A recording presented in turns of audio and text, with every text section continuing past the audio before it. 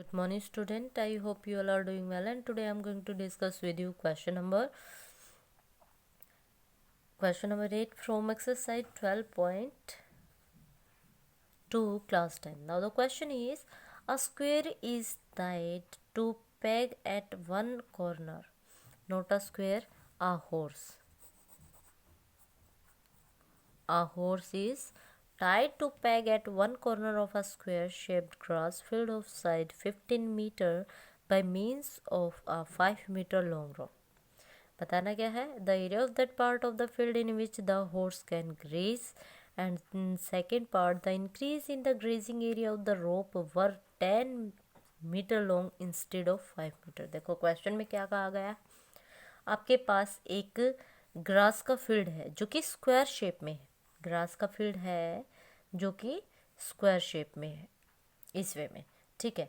अब क्वेश्चन में बोला गया है कि जो ये इसकी साइड है ना, वो कितना है? 15।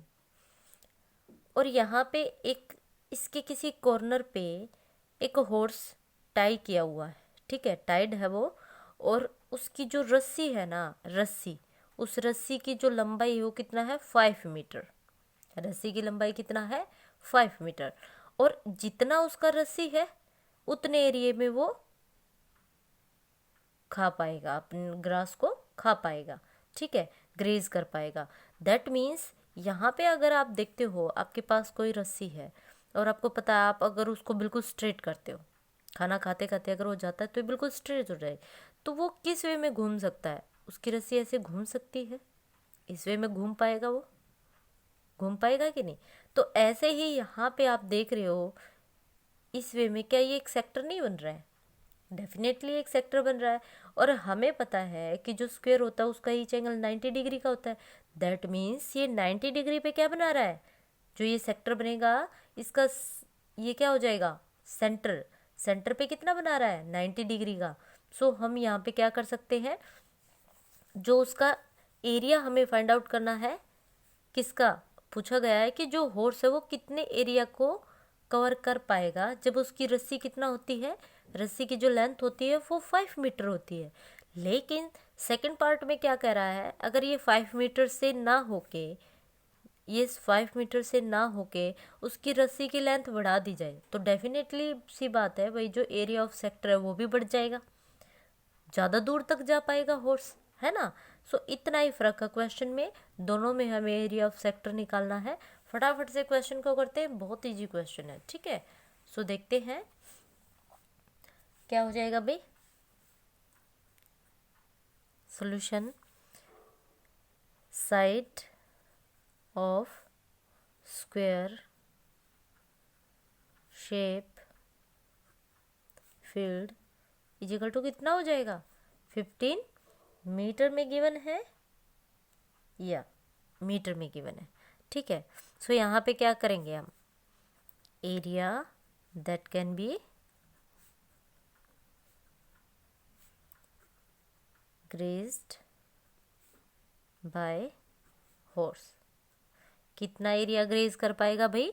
Is equal to area of sector, जितना उसकी रस्सी घूम पाएगी। सेक्टर, यहाँ पे हम नाम लिख देते हैं, ये हमारा ओ हो गया, ओ ए, यहाँ पे सी पॉइंट रख लेते हैं, एंड बी, इस वे में, ठीक है, क्योंकि इसको थोड़ा सा डिफाइन करना इजी हो जाएगा। So area of this sector, so करेंगे तो क्या हो जाएगा? O A C B. अब आपको पता है ये एंगल कितना है? 90 डिग्री का।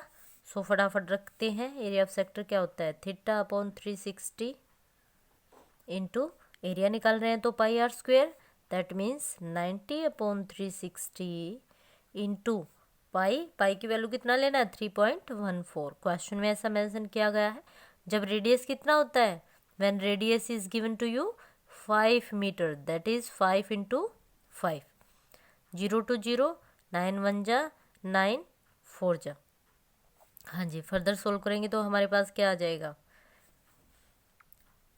4 7 जा, कंप्लीट तो नहीं हो रहा है कट, है ना, डेसिमल में ही आएगा।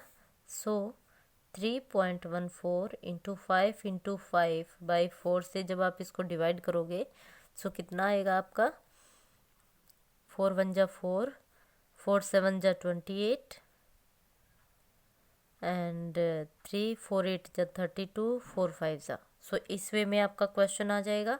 अब यहाँ पे डेसिमल है तो 1 मोर डेसिमल हो जाएगा, क्योंकि हमने यहाँ पे भी डेसिमल लिया है ना, 2 डेसिमल प्लेस तक है।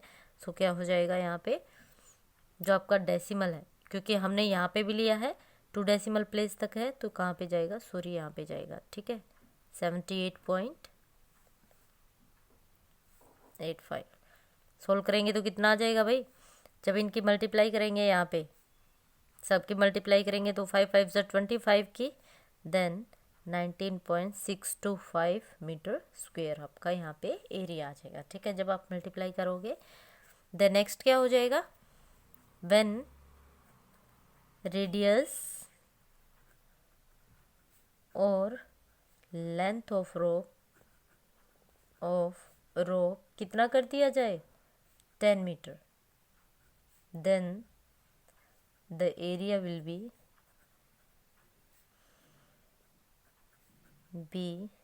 क्या हो जाएगा, 90/360 into pi are square, that is 10। अब ये तो सेम ही है, 1/4 into 3.14 into 10 into 10 that is 100। So यहाँ पे अगर मैं डेसिमल रिमूव करूँगी तो 100 हो जाएगा, तो इनसे तो ये कैंसिल आउट हो जाएगा। आपके पास बचा क्या, ओनली 3.14 डिवाइड बाई 4, और ये मैंने आपको यहाँ कर पे दिखाया ही था कि कितने टाइम्स जा रहा है, 78.5, है ना, ये तो हमने अभी ऊपर किया ही था। सो कितना आ जाएगा, मीटर स्क्वायर। सो यहाँ पे हमारा क्वेश्चन सोल्व होता है। क्वेश्चन में क्या पूछा था, the increase in the grazing area of the rope were 10 meter long instead of 5 meter. तो आपको इंक्रीजिंग एरिया बताना है कि कितना बड़ा, सिर्फ ये नहीं बताना, आपको ये भी बताना है कि कितना चेंज आया, कितना और बड़ा। पहले यहाँ तक था, तो अगर अब यहाँ तक है तो आपको ये बताना है। फिगर में बताती हूँ, पहले यहाँ तक जो हॉर्स था वो यहाँ तक ग्रेज कर पा रहा था, मान लो अब आपने 10 मीटर कहा तो वो यहाँ तक कर पा रहा है कवर एरिया, तो दैट मीन्स यहाँ से लेके यहाँ तक जो ये एरिया बचा है ना, इसकी बात हो रही है। बात समझ में आई। सो क्या करेंगे, जो पहले हमने एरिया फाइंड आउट करा था उसमें से इसे रिड्यूस कर देंगे, लिखोगे इंक्रीज इन ग्रेजिंग